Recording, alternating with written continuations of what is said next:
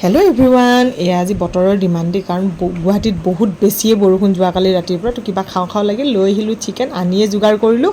বিলাহী কাটিলোঁ, পিঁয়াজ, গোটা নহৰু আৰু এয়া জলকীয়া আৰু লগতে আপোনাৰ আদা নহৰু পিঁয়াজৰ পেষ্ট।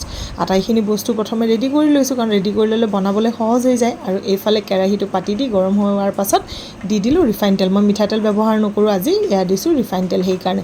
তো ৰিফাইন তেলখিনি যেতিয়া তেলখিনি গৰম হৈ আহিব তাতে মই দি দিলোঁ পিঁয়াজ, আৰু পিঁয়াজো মই বহুত বেছি দিয়া নাই, এটা পিঁয়াজ দিছোঁ কাৰণ পেষ্টত আছেই নহয়, বেছি দিলেও মিঠা মিঠা লাগিব সেইকাৰণে অকণমান দিছোঁ। তাৰপাছত এয়া পিঁয়াজখিনি যেতিয়া ৰঙচুৱা হ'ব ধৰিব তাতে এয়া গোটা নহৰুখিনি দি দিম, তাৰেপাছত দি দিম জলকীয়া। জলকীয়াটো দিয়াৰ লগে লগে চাওকচোন কি ধুনীয়া হৈছে দেখিবলৈ ন।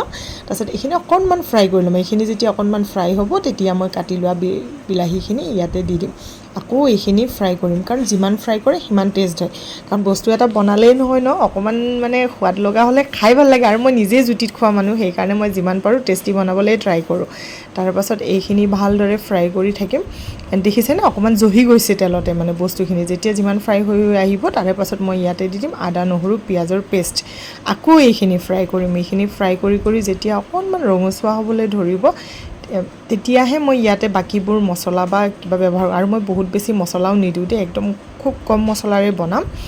তাৰে পাছত এইখিনি ফ্ৰাই হোৱাৰ পাছত এতিয়া মই আন্দাজমতে দি দিলোঁ নিমখ, তাৰ পাছত দি দিম আপোনাৰ জালুকৰ গুড়ি, আৰু বস্তুবোৰ মই মছলাবোৰ একেলগে দিয়া নাই, অলপ অলপ গেপে গেপে দিছোঁ। এইখিনিও আকৌ ফ্ৰাই কৰাৰ পাছত এতিয়া দিম জিৰা পাউডাৰ। এইখিনি তাৰপাছত ফ্ৰাই হোৱাৰ পাছত এইখিনি আটাইখিনি মই এতিয়া ভালদৰে ফ্ৰাই কৰি লৈ মই ইয়াতে দি দিম এই ধুই থোৱা মাংসখিনি আৰু আলু। আৰু আলুটোতো আমাৰ ঘৰত লাগিবই, আলু আমাৰ প্ৰত্যেকখন আঞ্জাতেই মই দিব লাগে কাৰণ মোৰ ঘৰৰ প্ৰত্যেকটো মানুহে আলু খুব ভাল পায়।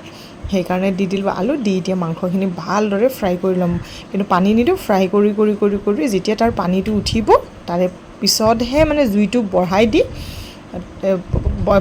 তাৰপিছতে পানী দিম। এয়া দেখিছেনে পানীটো, তাৰ মাংসৰ পানীটো যেতিয়া নাইকিয়া হ'বলৈ ধৰিলে তেতিয়া মই এয়া গৰম পানী কৰি লৈ দি দিলোঁ আপোনাৰ ইয়াতে। দিয়াৰ পাছত এতিয়া আপোনাৰ ধুনীয়াকৈ উতলিব, আৰু মাংসত যিমান পাৰে গৰম পানী দিলেই ভাল। তাৰপাছত এইখিনি উতলাৰ পাছত হ'ব, আৰু হোৱাৰ পাছত এয়া দি দিলোঁ কাটি ধনিয়া, আৰু হৈ গ'ল চিকেন। হালধি ব্যৱহাৰ কৰা নাই দেই। হৈ গ'ল মোৰ য়ামি য়ামি চিকেন ৰেডি। খাবলৈ যে ইমান টেষ্টি হৈছিলে, এনেকৈ বনাই চাবচোন। তো আজিলৈ বাই বাই।